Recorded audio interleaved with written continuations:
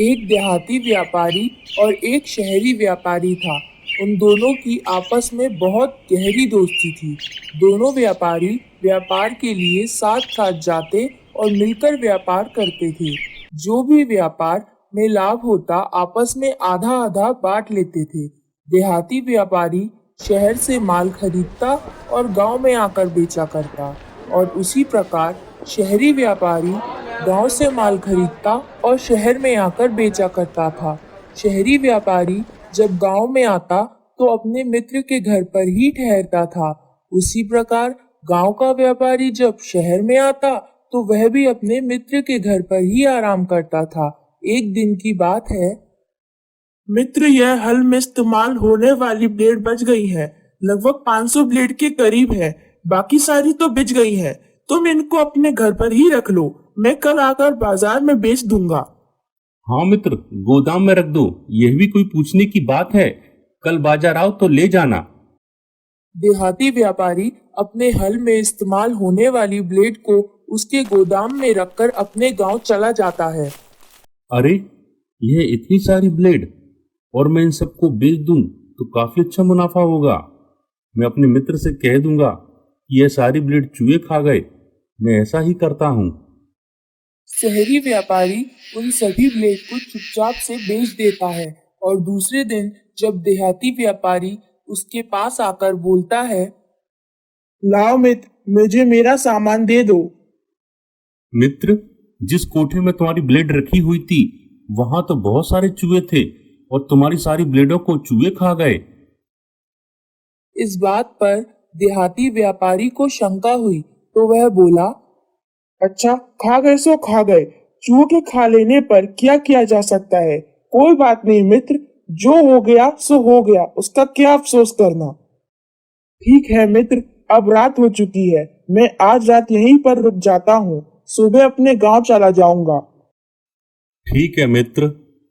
सुबह होने पर देहाती व्यापारी नदी में नहाने के लिए जाते समय उसके पुत्र को भी साथ ले गया। मित्र, यह मेरे एक मित्र है, उनका पुत्र है। तुम इस पुत्र का अच्छे से ख्याल रखना, कहीं जाने नहीं देना। मैं शाम तक लौटकर आता हूँ। ठीक है मित्र। यह कहकर देहाती व्यापारी शहरी व्यापारी मित्र के यहाँ पर लौट आता है। मित्र, मेरा पुत्र कहाँ है? मित्र, मैं तेरे पुत्र को नदी के किनारे पर बैठाकर पानी में डुबकी लगा रहा था। तभी एक बड़ी सी चिड़िया आई और तेरे पुत्र को पंजे में लेकर आकाश में उड़ गई। मैंने बहुत हाथ पैर पीटे, चिल्लाया, बहुत कोशिश की, लेकिन तब भी उसने नहीं छोड़ा। तुम झूठ बोल रहे हो मित्र। चिड़िया बच्चे को लेकर नहीं जा सकती। यह असंभव है। पर सच यही है कि तुम्हारे पुत्र को चिड़िया उठाकर ले गई है। अरे घातक मित्र, दुष्ट, चोर! अभी मैं सरपंच के पास जाता हूँ और इसका न्याय करवाता हूँ। कहीं ऐसा होता है क्या कि एक बच्चे को चिड़िया उठाकर ले जाए? अब कहीं भी जाओ मित्र, पर सच यही है कि तुम्हारे पुत्र को चिड़िया उठाकर ले गई है।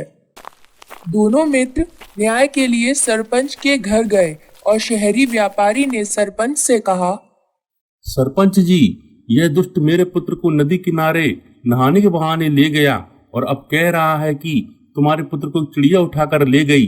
यह कैसे है संभव? सरपंच जी, मुझे न्याय दिलाइए। कहो भाई, यह क्या कह रहे हैं? इसका जवाब दो। सरपंच जी, मैं उसे लेकर गया था। चिड़िया द्वारा उसे ले जाने की बात भी सच है। जब मैं नहा रहा था तो एक बड़ी सी चिड़िया आई और उनके पुत्र को अपने पंजे में दबाकर ले गई। क्या इस दुनिया में चिड़िया बच्चे को ले जाती है? सरपंच जी, मुझे क्षमा करें। मैं भी आपसे एक बात पूछना चाहता हूँ कि अगर चिड़िया बच्चे को लेकर आकाश में नहीं उड़ सकती है तो क्या चूहे लोहे की ब्लेड खा सकते हैं? इसका क्या मतलब है?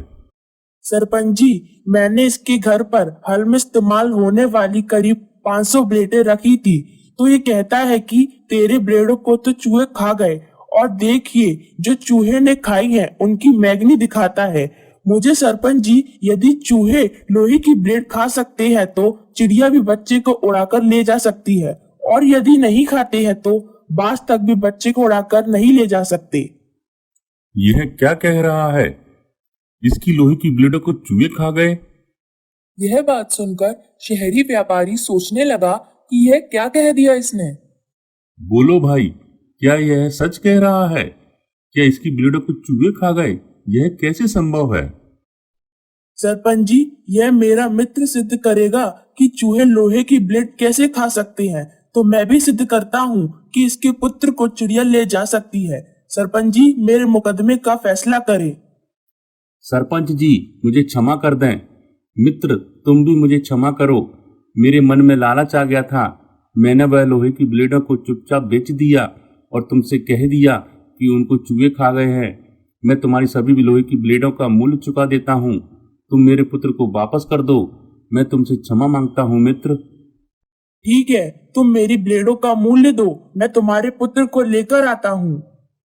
इस प्रकार जिसका पुत्र खोया था उसे पुत्र मिल गया और देहाती व्यापारी को उसकी ब्लेडों का मूल मिल गया।